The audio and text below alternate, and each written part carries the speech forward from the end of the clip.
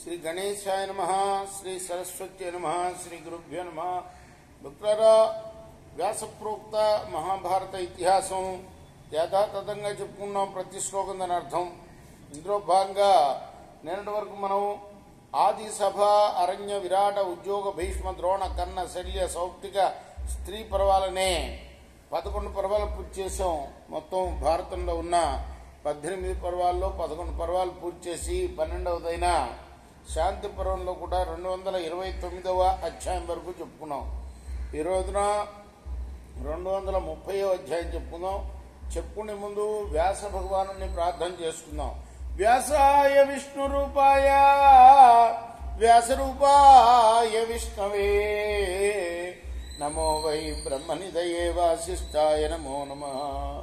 నారాయణం నమస్కృత్య నరం చైవ నరోత్తమం దేవీం సరస్వతిం వ్యాసం తతో జయముదీరయేత్. అంజనానందనం వీరం జానకీ శోకనాశనం కపీసముఖ్యాంతారాం వందే లంకాభయంకరం.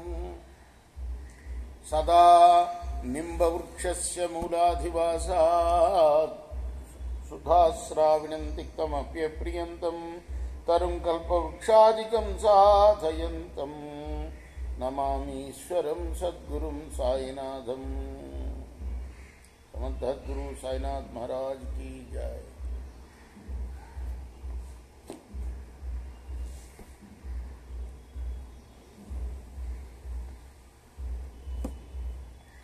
युधिष्ठिर उवाच प्रियः सर्वस्य लोकस्य सर्वसत्त्वाभिनन्दिता गुणैः सर्वैरुपेतस्य कोन्वस्ति भुवि मानवः.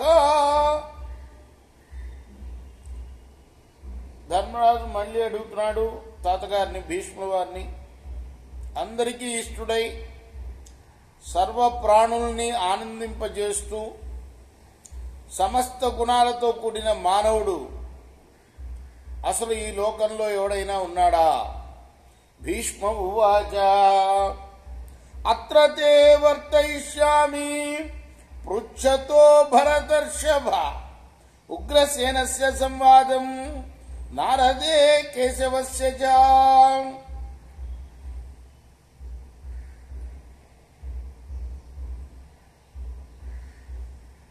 ఓ భరత శ్రేష్ఠ, ధర్మరాజా, నువ్వు నన్ను ప్రశ్న అడిగావు. దానికి సమాధానంగా నారదుణ్ణి గురించి ఉగ్రసేన కేశవుల మధ్య జరిగిన సంవాదాన్ని ఇప్పుడు నీకు చెప్పబోతున్నాను నేను. ఉగ్రసేన ఉవాచ యస్య సంకల్పతే లోకః నారదస్య ప్రకీర్తనే మన్యే స గుణసంపన్నః బ్రూహి తన్మమ పృచ్ఛతః. ఉగ్రసేనుడు అన్నాడు, లోకులంతా కూడా నారదుణ్ణి ప్రస్తుతించాలని ఇష్టపడుతూ ఉంటారు. ఆయన సద్గుణ సంపన్నుడని నేను భావిస్తున్నాను. ఆయన్ని గురించి నేను కొన్ని విషయాలు అడుగుతా, నాకు చెప్పు. వాసుదేవ ఉవాచ, వసుదేవుడి కొడుకైన కృష్ణ భగవానుడు అప్పుడు చెప్తున్నాడు సమాధానం. కుకురాధిపయాన్మన్యే శృణుతాన్మే వివక్షత నారదస్య గుణాన్ సాధున్ సంక్షేపనః నరాధిపా. ఓ నరాధిపా, ఉగ్రసేన మహారాజా, కృష్ణుడు చెప్తున్నాడు, నారదుడిలో ఉత్తమ గుణాలుగా నాకు అనిపించిన వాటిని సంక్షేపంగా చెప్తాను, విను. నా చారిత్ర నిమిత్తోస్యాహంకారో దేహతాపర అభిన్న స్మృత చారిత్ర తస్మాత్ సర్వత్ర పూజిత. నారదుడిలో శాస్త్రజ్ఞానం ఉన్నది, సత్శీలము కూడా ఉన్నాయి. అంతేకాదు తను గొప్పవాడని అతనికి అహంకారం ఎప్పుడూ కలగలే.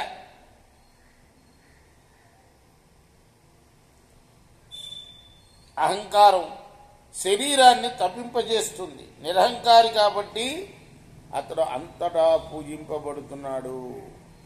మనం కూడా ఎప్పుడు భగవంతుణ్ణి ఏం ప్రార్థించాలంటే, అయ్యా నాలో ఉన్న అహంకారాన్ని తొలగించి నాకు వినయాన్ని ప్రసాదించు అని ప్రార్థించాలి. వినయంగా ఉండేవాడెవరో వాణ్ణి నెత్తిన పెట్టుకుని పూజిస్తారు జనులు.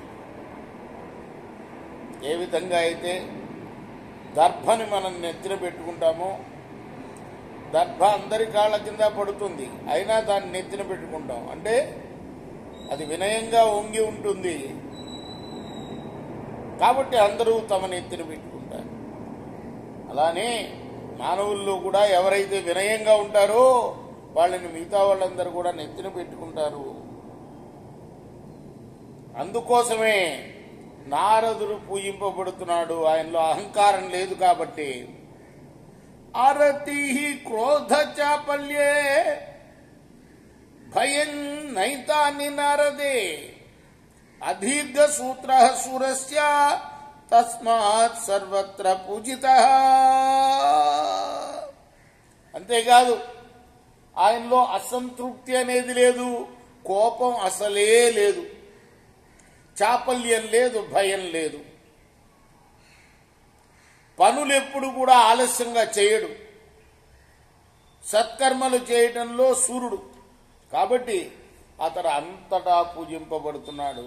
స్వయంగా కృష్ణ భగవానుడు చెప్తున్నాడు ఉగ్రసేన మహారాజుతో, ఉపాస్యో నారదో బాఢం వాచినాస్య వ్యతిక్రమ కామతో యది నా లోభ తస్మాత్ సర్వత్ర పూజిత.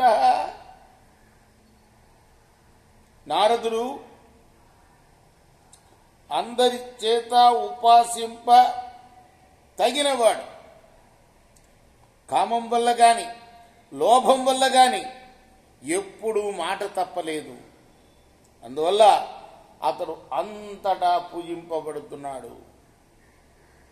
అధ్యాత్మ విధి తత్వజ్ఞ శాంత శక్తో జితేంద్రియ రుజుశ్చ సత్యవాదీ చ తస్మాత్ సర్వత్ర పూజిత. నారదుడు ఆధ్యాత్మ తత్వవేత్త, సహనశీలి, సమర్థుడు, ఇంద్రియాలను జయించినవాడు, రుజువర్తనుడు, సత్యవాది. అందువల్ల అతడు అంతటా తస్మాత్ సర్వత్ర పూజిత, అంతటా పూజించబడుతున్నాడు. తేజసా యశసా బుద్ధ్యా జ్ఞానేన వినయేన చ జన్మనా తపసా వృద్ధ తస్మాత్ సర్వత్ర పూజిత. తేజస్సు చేత, యశస్సు చేత, బుద్ధి చేత, జ్ఞానం చేత, వినయం చేత, జన్మ చేత, తపస్సు చేత కూడా వృద్ధుడు ఆయన. కాబట్టి అంతటా పూజింపబడుతున్నాడు. సుశీల సుఖ సంవేశ సుభోజ స్వాదర శుచి సువాక్యశ్చాప్యనీష్యచ్చ తస్మాత్ సర్వత్ర పూజిత. నారదుడు సుశీలుడు. అంతేకాకుండా ఈర్ష్య లేనివాడు, సుఖంగా నిద్రిస్తాడు, పవిత్రంగా భుజిస్తాడు, ఆదరణీయుడు, మంచి మాటలు పలుకుతాడు. అందువల్ల అతడు అంతటా పూజించబడుతున్నాడు. కళ్యాణం కురుతే బాఢం పాపమస్మిన్న విద్యతే న ప్రియతే పరానర్థై తస్మాత్ సర్వత్ర పూజిత. నారదుడు మనఃపూర్వకంగా పరులకి మేలు చేస్తూ ఉంటాడు. పాప దృష్టి అనేది ఉండదు అతనిలో. ఇతరుల అనర్థాలను చూచి ఎప్పుడూ ఆనందించడు. కాబట్టి అతడు అంతటా పూజింపబడుతున్నాడు. తస్మాత్ సర్వత్ర పూజిత. చూడండి ఎన్ని గొప్ప లక్షణాలు చెప్పాడో సాక్షాత్ వాసుదేవుడు కృష్ణ భగవానుడు నారదుని గురించి. వేద శృతి భిరాఖ్యానై అర్థానభి జిగీషిత తితిక్షురనవజ్ఞాత తస్మాత్ సర్వత్ర పూజిత. వేద ఉపనిషత్ పురాణాలలోని కథల ద్వారా అన్ని ప్రయోజనాలని పొందగోరుతాడు. సహనశీలి, ఎవ్వరిని చులకన చేయడు, అందువల్ల అంతటా పూజింపబడుతున్నాడు. సమత్వాచ్చ ప్రియో నాస్తి నా ప్రియశ్చ కథంచన మనో అనుకూలవాది చ తస్మాత్ సర్వత్ర పూజిత.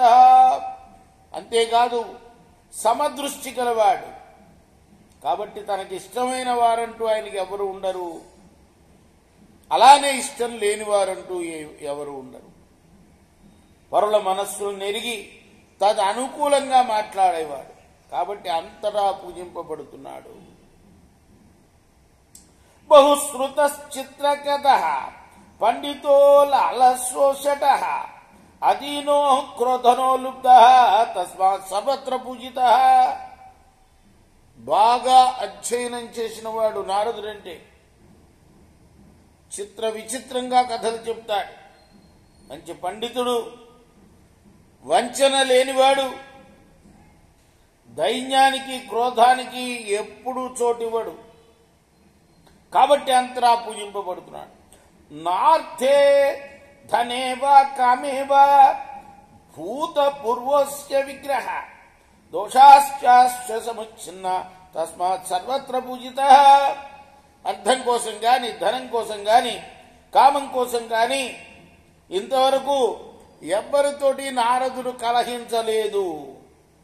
అతనిలో దోషాలు లేవు, కాబట్టి అతడు అంతటా పూజింపబడుతున్నాడు. దృఢభక్తిరణింధ్యాత్మా సుతవానం నృశంశవ వీత సమోహ దోషశ్చ తస్మాత్ సర్వత్ర పూజిత. నారదుడు దృఢమైన భక్తి గలవాడు, నిందింపతగని నడవడి గలవాడు, పండితుడు, దయాళువు, మోహరహితుడు, అందువల్లనే అతడు అంతటా పూజింపబడుతున్నాడు. అసక్తః సర్వభూతేషు సక్తాత్మేన చ లక్ష్యతే అదీర్ఘ సంశయో వాంగ్మి తస్మాత్ సర్వత్ర పూజితః. నారదుడు అన్ని ప్రాణుల పట్ల ఆసక్తి ఉన్నట్లు కనిపిస్తాడు గాని నిజంగా ఆయనకి ఎవరి పట్ల కూడా ఆసక్తి ఉండదు. ఏ సంశయము ఆయనలో ఎప్పుడూ ఉండదు. మంచి మాటగారి, కాబట్టి అంతటా పూజింపబడుతున్నాడు. సమాధిన్నాశ్చ కామార్థేనాత్మానాం స్తౌతి కర్హిచిత్ అనేశ్వరు మృదు సంవాద తస్మాత్ సర్వత పూజిత.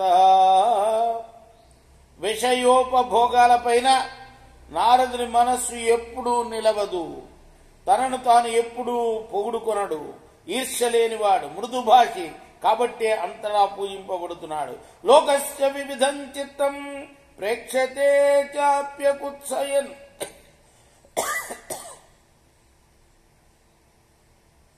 సంసర్గ విద్యాకుశ తస్మాత్ సర్వత్ర పూజిత. నారదుడు లోకంలోని వివిధ మనస్తత్వాలను గ్రహించగా సాక్షిమాత్రుడై చూస్తూ ఉంటాడు. పరస్పరం సంబంధాలను కల్పించడంలో నిపుణుడు, అందువల్ల అంతరా పూజింపబడుతున్నాడు. నాశ్రూయచ్చాగమం కంచిత్ స్వనయో నోపజీవతి అవంధ్యకాలో వశ్యాత్మ తస్మాత్ సర్వత్ర పూజిత. నారదుడు ఏ శాస్త్రాన్ని కూడా నిందించడు, తన నీతిని అనుసరించి తాను జీవిస్తూ ఉంటాడు, కాలాన్ని ఎప్పుడు కూడా వృధా చేయడు, జితేంద్రియుడు, అందువల్ల అంతటా పూజింపబడుతున్నాడు. కృత శ్రమ కృత ప్రజ్ఞ నచతృప్త సమాధిత నిత్యయుక్తో అప్రమత్త తస్మాత్ సర్వత్ర పూజిత.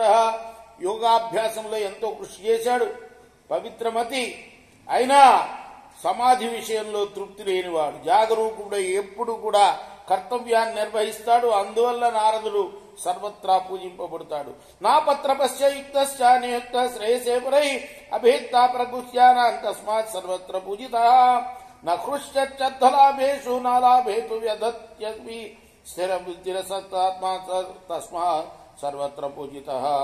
తన్ సర్వ గుణ సంపన్న దక్షం శుచిమనాయం కాలజ్ఞం చ ప్రియజ్ఞం చ కః ప్రియ న కరిష్యతి.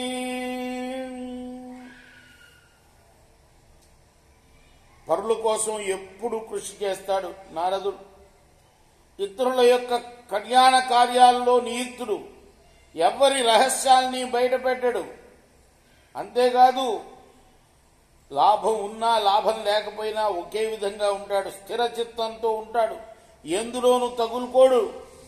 అంతేకాదు సర్వ సద్గుణ సంపన్నుడై, సమర్థుడై, పవిత్రుడై, ఆరోగ్యవంతుడై, కాలజ్ఞాని అయి ఆత్మజ్ఞానైన నారదుడంటే ఎవరు ఇష్టపడయ్యా ఉగ్రసేన మహారాజా అంటున్నాడు కృష్ణుడు. ఇది శ్రీ మహాభారతే శాంతి పర్వణి మోక్షధర్మ పర్వణి వాసుదేవ ఉగ్రసేన సంవాదే 30+-ద్విశతమోధ్యాయ. ఇది వ్యాస మహర్షి రచించిన మహాభారత ఇతిహాసంలోని శాంతి పర్వంలోని 230వ అధ్యాయం. రేపు మనం 231వ అధ్యాయాన్ని ప్రారంభం చేద్దాం. కృష్ణార్పణమస్తు. సాయి కృష్ణార్పణమస్తు. స్వస్తి ప్రజాభ్య పరిపాలయంతాం న్యాయేన మార్గేణ మహిమీషా. గోబ్రాహ్మణేభ్యः శుభమస్తు. నిత్యం లోకాः సమస్తాः సుఖినో భవంతు.